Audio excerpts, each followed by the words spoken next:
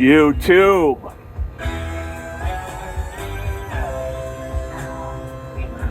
$3:30 in the morning. Yeah, I do. I roll out of bed looking this fucking handsome every morning. I'm a lucky guy, right?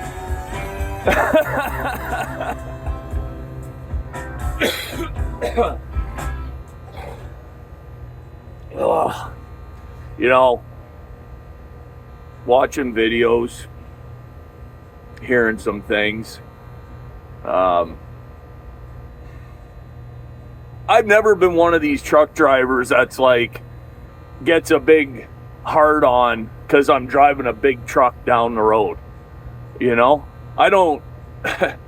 Some guys are like, oh, you know, I just love the open road and I love the feeling of, you know, having, you know, whatever, thousands of pounds in the box and it makes me feel powerful.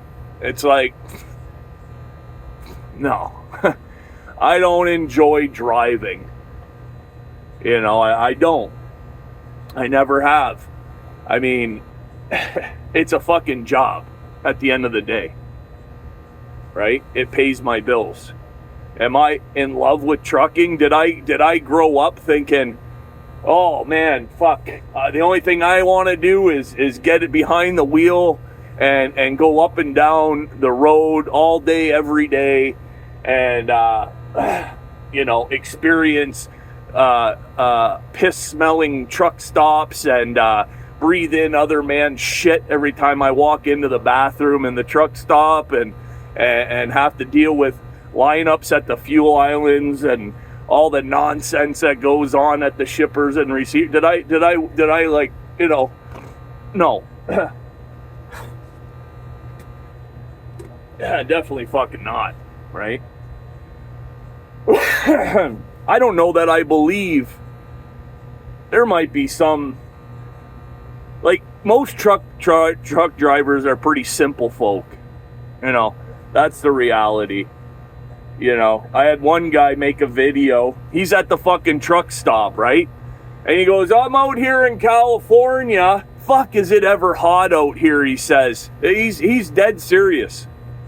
Dead serious. He says, you know, and it's so hot out here, they put all these fans up out in the desert. They put all these, he's fucking looking at wind turbines. And he says, oh, they got all these fans to cool it down over here, but it just moves the hot air around, he says. Say what now? Say what now?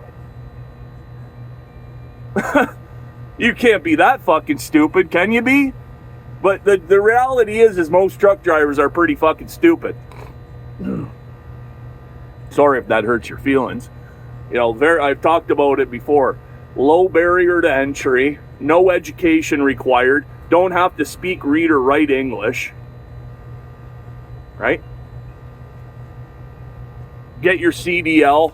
Here, go back up into this spot over here and back it in between those two fucking cones. Just making my coffee here this morning. I can't, you know, very little money do I spend on the road. Yeah, I got points and all the rest of that shit. But to be honest with you, I can't even be bothered to go in the truck stops really anymore. Use the bathroom, have a shower. Yeah, I go in there for that. But I try to stay clear of them. You know, it's just my tolerance for the nonsense at the truck.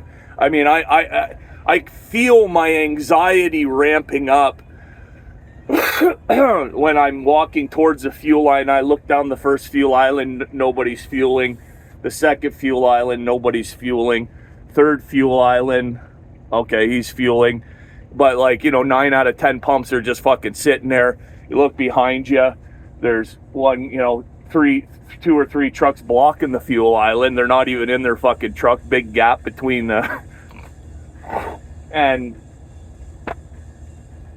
it's just fucking frustrating, right? Because I've been that guy who needs fuel and, you know, dealing with that nonsense. But I guess what I'm getting at is,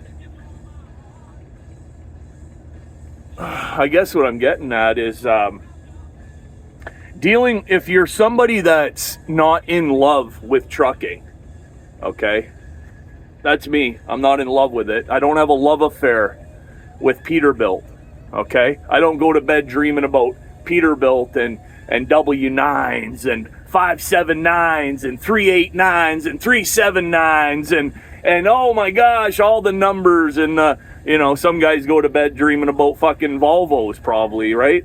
No, that's not me.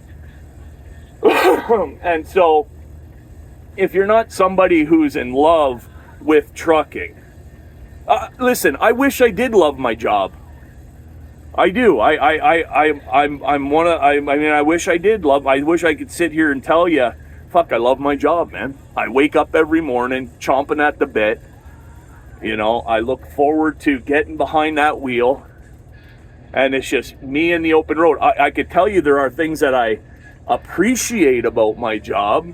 There are factors that I appreciate. That's why I continue to do it, because I don't fucking hate it, okay? But if you're somebody that's not in love with your job, which most of us aren't, I understand that. Most of us go to work every fucking day because we have to, okay? So that's fine. I mean, I get it. But when you're dealing with, you know, let's just say I had a truck and a lease payment, you know, and the rates are bad and fuel is high and there's not a lot of freight moving, which has been the case, right? And on top of that, I don't enjoy what I'm doing. I mean, how fucking miserable would that be? I guess is my point, right? How fucking miserable would I be? And I can tell you I'd be pretty fucking miserable. Probably to the point of, you know, I don't throw this word around a lot, depression, right? Not that it's not real, but there's a reason why, you know, first world countries have the highest depression rates, right? There's a reason for that, right? Because we can afford to be depressed, right? We don't have to fucking hunt and gather and farm our own food, right? We just fucking, everything's pretty much handed to us on a silver platter. Like in third world countries, they can't afford to be depressed, because if they're laying in bed they're gonna die because they're not gonna fucking eat, right? So depression is a mindset, right? I believe that. I'm not saying it's a choice, but I'm saying it's a fucking hole that will suck you down, right? It's a mindset. It is a lot about mind over matter, right? And we got a lot of weak people in society, right? A lot of people that make a lot of fucking excuses for themselves. You know, that's what we're dealing with these days, right? Blaming, justifying, not holding themselves accountable, right? I don't know how I got on that, but I guess going back to if I was in a situation where, you know, not particularly loving my job, you know, and having to deal with making no fucking money, I could see, like, not being very happy. Keep looking over out here. And, I think we're on an uptick. I mean, I hope we are, for the sake of all you folks that haven't been making any money. But nevertheless, I continue to see videos and testimonials of folks that are saying, like, no, I'm still, you know. And the thing is I don't know if it's too little too late. Like, even if rates do improve and they improve dramatically, okay, I don't necessarily know that it's going to be enough to get you guys out of the hole that you're in. You know, I don't know how deep it's gotten. I don't know how bad it's gotten. But, yeah, I think, like, I wish you all the best of luck. But, you know, it is what it is. We make our own decisions, and apparently Prime's going to be moving into an all leased fleet. No more company drivers. Not surprising. Why is that? Because it removes liability. If you're a company, you don't want to have liability. That's a recipe for hemorrhaging money.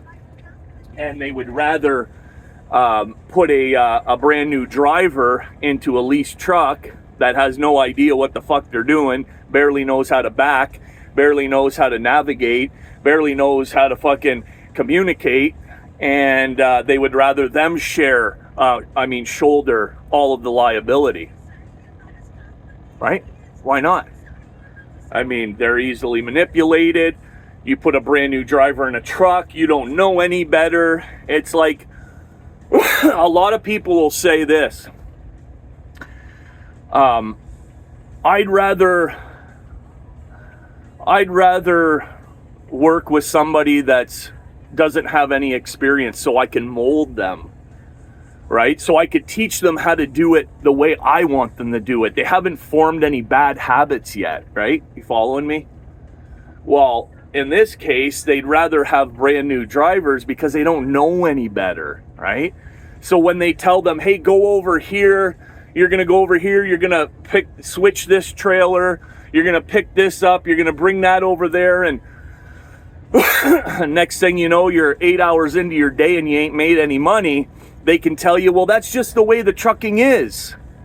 And you go, oh, okay, I guess that's the way trucking is, right? So, you get what I'm saying. Anyways, I thought I'd tap in. It's 3:30 in the morning. I'm on my way, I'm on the last leg of my trip here. I stopped outside Indianapolis because it was like 5 o'clock yesterday and I had an hour and a half left on my clock. And you just never know what you're going to hit in Indy at that time, or any time of the day for that matter.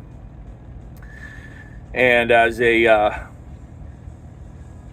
driver who's been down that road too many times, I just thought it'd be safer to shut it down a little early and do the last leg today. And at 3:30 in the morning, I should be able to fly right through Indianapolis. I mean, that's critical thinking, right? That's how my brain works. You know, let's mitigate the risk. Let's have a nice, smooth start to my day. And I didn't want to shut down earlier, but it's a math equation, essentially, right? For me, it is. It's a list of pros and cons. It's a list of like positives and negatives, which is the same thing. And I think that that's what I came with. That's what I came up to. And at that time too, you're looking at like, if I did make it through Indy, and then all of a sudden now there's no fucking parking, right? Because around that time, you know, the spots are all filling up if they're not already full. So I shut down hour and a half. Well, I was like, what did I have left? Hour and 43 minutes early. So that's that, guys. I hope everyone has a great day. Have a great day. This will be my last video for the week. Have a great weekend. What are you guys doing for the weekend? I've got fishing, right? I don't know why I keep doing this, but I'm excited. Fishing, yay, fishing. And what else am I gonna do? Oh, who knows? Probably get into trouble. Hopefully I'll make it back to work on Monday. I'm gonna have to deliver this load on Monday, so hopefully I don't get into too much trouble, because that wouldn't be good. I know the boss man wouldn't like that. Yeah, how come you're not at your delivery this morning? Sorry, boss man, I got in a little too much trouble on the weekend. You know, that's a thing. That happens, right? All right, guys, have a great weekend. We'll see you on the flip side, on the next video, on the next day. Have a great one. Driver's Lounge over. Out.